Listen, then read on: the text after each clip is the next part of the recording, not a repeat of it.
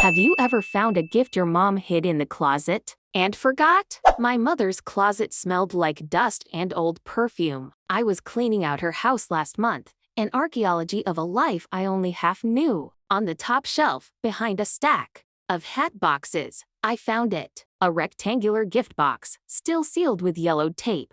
My name was written on the tag in her familiar, looping script. I didn't recognize it. I sat on the floor, pulled the tape off, and lifted the lid. And my breath just left me. It was the book. The illustrated edition of The Secret Garden I had begged for the Christmas I turned 12. I had circled it in a catalog, left the page open on the kitchen table, talked about it for weeks. It was the only thing I wanted. On Christmas morning, when it wasn't under the tree, my mother had given me a sad smile and said, "Oh, honey, I'm so sorry. It must have sold out everywhere." I remember the hot shame I felt, as if my wanting something so specific had been a burden. I swallowed my disappointment and pulled on the beige sweater she'd gotten me instead. No one noticed the way my smile didn't reach my eyes, sitting there on the floor of her closet, holding this brand new 20-year-old book. The truth was so much colder than her lie. She hadn't been unable to find it. She'd found it. She'd